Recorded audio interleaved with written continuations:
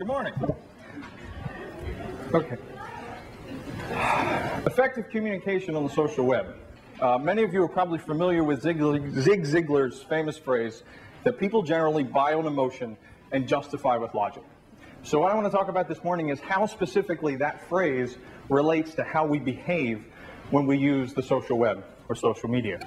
And to help illustrate that point, I'm going to tell a little story about a new salesperson, a salesperson that is up and coming, just learning his craft, and his name is Maximilian.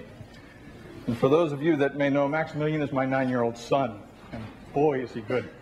So I'll give you an example. If those of you that know the attention span of 9-year-old boys, it tends to be a little short, right? We have a room full of 200 salespeople. I would imagine that some of you might be able to relate to short attention spans, perhaps, right? So in my house, Monday through Thursday is a constant spelling bee. My son gets his spelling words on Monday, he has his test on Friday, and throughout the week my wife is throwing words at him left and right. Spell this, spell that. And he's trained, he knows by Thursday he better be able to spit them out all correctly.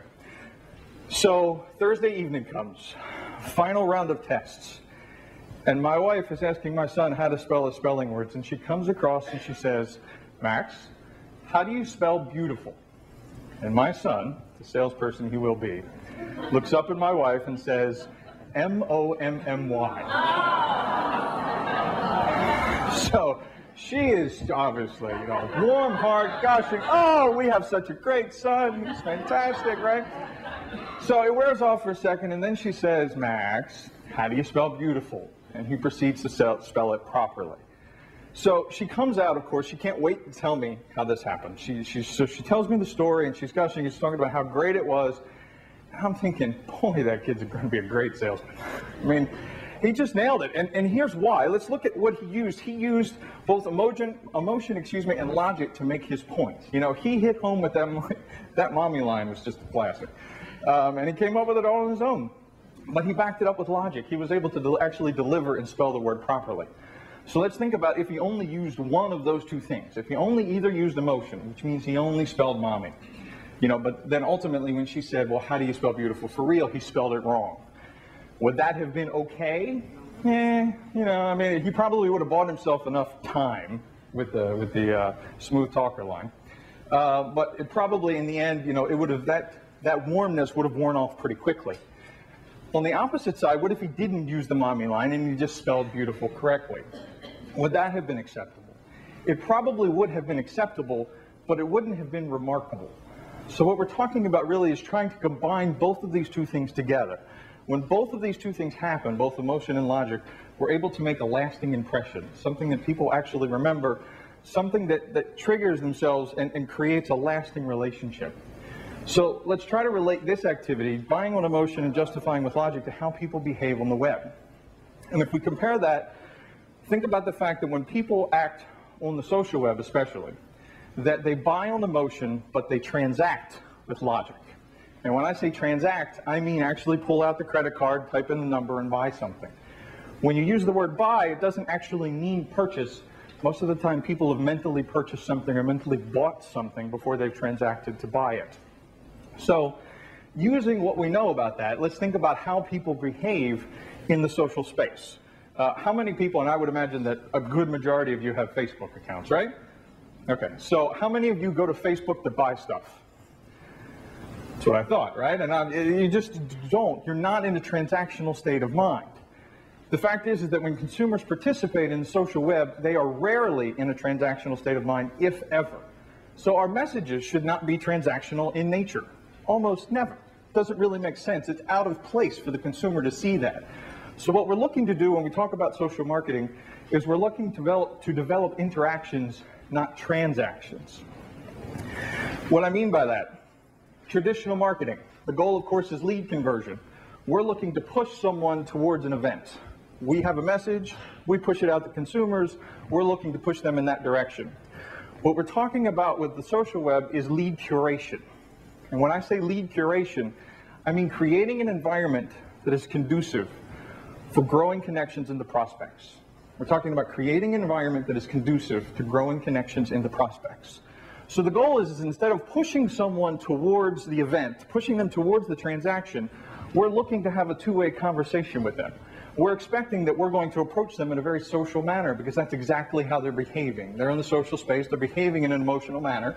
Hitting them with a transactional message will be completely out of place. So we're looking to develop a relationship, and then ultimately we're looking for that individual to move towards the transaction. Now, does that happen with every single person that you build a relationship with?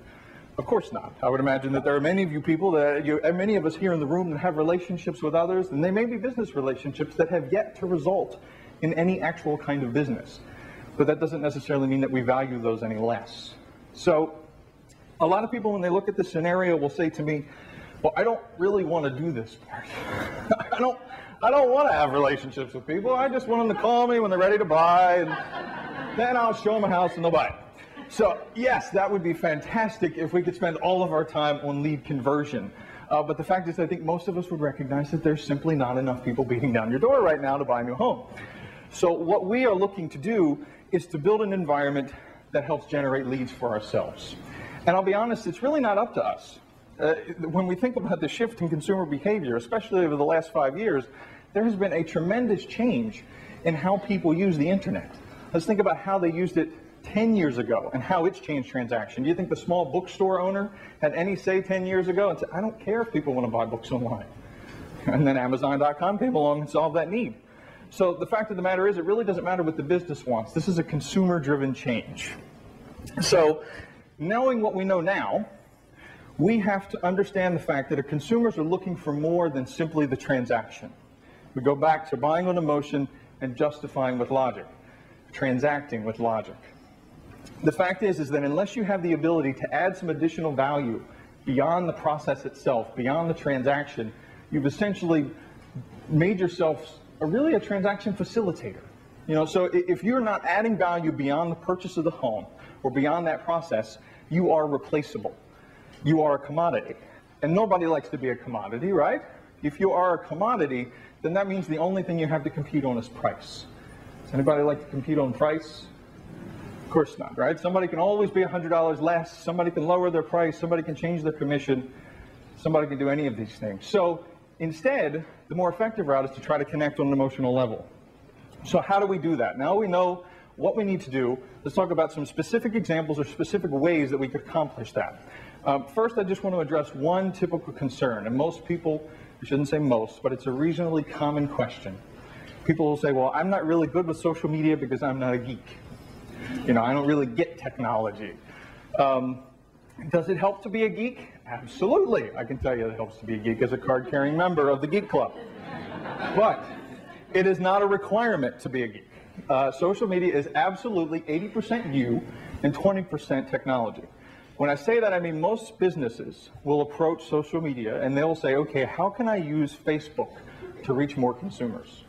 And that's not a bad question, but it's a little cart before the horse. Really, the question is, what do my potential prospects want to hear from me? What can I communicate to my potential prospects that will make them more likely to do business with me? Once you have that answer, then the question becomes, what technologies do I use to distribute that information? What are the best routes? So it absolutely positively starts with the message, technology is secondary. You need to have a customer strategy, not just a social media strategy.